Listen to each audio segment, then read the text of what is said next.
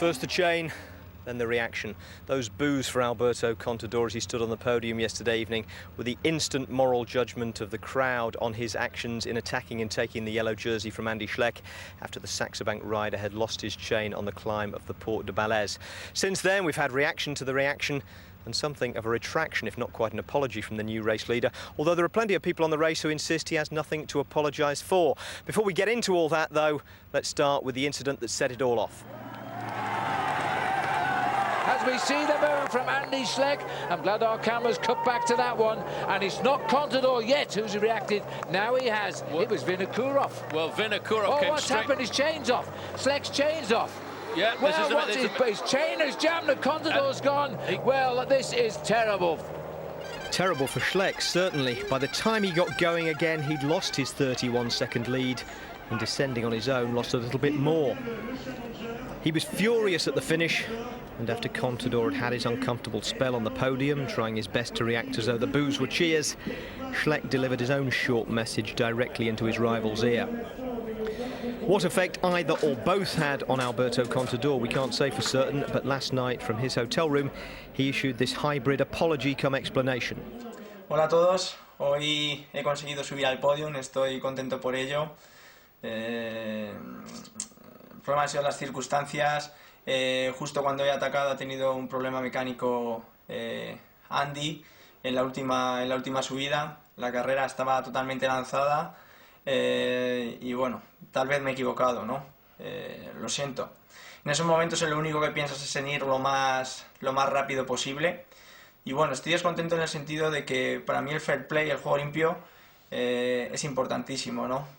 Al igual que hice en la etapa de Spa, cuando tanto Andy como Fran iban descolgados del grupo, no dudé en parar el pelotón para que ellos se incorporaran.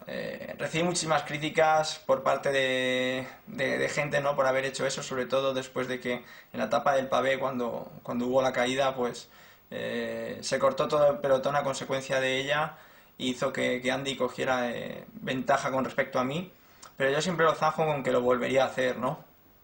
Este tipo de cosas que han pasado hoy es una cosa que no me gusta, es una cosas que no van conmigo y espero que la relación que tenemos tanto Andy como yo sea igual de buena que hasta ahora. Un saludo. That was last night. At the start this morning, Andy Schleck didn't seem greatly mollified by the hand of retrospective regret extended across the internet. This is what he had to say as he left the team bus. Yeah, I mean, like I said yesterday, you know, everybody can make his own opinion about, you know, yesterday. Me personally, you know, I would not have attacked in that situation on the way, but yeah, you know, it's a bike race and it's still a long tour to go. So, what unwritten rule is it exactly that Contador might have broken yesterday with his actions? Well, roughly it's that you don't attack the yellow jersey or a significant rival when he's down. Although it seems to be a matter of case law, with precedent and all manner of variables dictating when and whether it applies. It certainly seemed to be observed mainly in the breach, in what people like to think of as the good old days. Ramon Poulidor suffered in at least 3 tours, for example, perhaps the worst being 1964, when he stopped to change a wheel, the pack accelerated, and his great rival Jacques Anquetil took 2.5 minutes on him. Poulidor fought back but lost the tour by 55 seconds. In 1987, Jean-François Bernard was in the yellow jersey and looked like holding it to Paris until he slipped his chain like Andy Schleck. His rivals Stephen Roche and Pedro Delgado didn't hang about. Delgado won the stage, Roche took the race lead and eventually won the Tour. More recently, of course, there have been notable shows of gallantry. Lance Armstrong waited for Jan Ullrich when the German went off the road as the pair of them raced together in 2001. And Ullrich returned the favour in 2003, not stopping but just riding tempo after Armstrong was pulled down by a stray strap hanging over the barriers on the climb of Luzardiden. And his reward, of course, was to see Armstrong fly past him full of adrenaline, win the stage and essentially the Tour.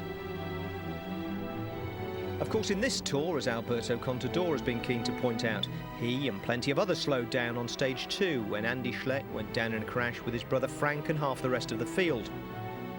And the next day, Andy profited from the crashes behind him on the cobbles as Contador and others lost time while Fabian Cancellara drove on the group at the front at high speed. All of these instances have differences in circumstance, the stage of the race and position on the road. Certainly Alberto Contador could have argued that he was entitled to go, especially since Sanchez and Menchov in third and fourth were looking to profit themselves. What's interesting is that he didn't, first claiming not to have realised that his rival had a mechanical, and then issuing what looked like a PR damage limitation exercise. Perhaps he'd have been better advised to stay true to his initial instincts on the road. Go and don't look back. Now, we've been checking through your emails overnight, as well as the contributions to the forum at itv.com, and the balance of opinion seems to be pretty heavily against Alberto Contador. A quick survey of rider opinion down at the start, though, this morning lent largely the other way. At the end of the day, what happened, but to come lately and say, sorry, that's a thing, on the end, you must see it, because the first one that really attacked was Andy, and he had a technical problem, and yeah. It's not like Andy Schleck had crashed or anything like that. So I would say probably, no, he shouldn't have waited. Oh, it's difficult, the public needs to see a race, and it's bad luck for Andy, but it's just one of those things, and I mean, sometimes you just got to get on with the racing. I don't think you really need to guess wildly what my opinion is, but as I said, I just leave it up to everybody else's own judgment. Listen, my own teammate didn't wait for me yesterday, so why would Schleck wait or Alberto wait for Schleck? You had, as you say, you had mechanical problems. Yeah, my own teammate didn't wait for me, so different teams, different goals. It's a race.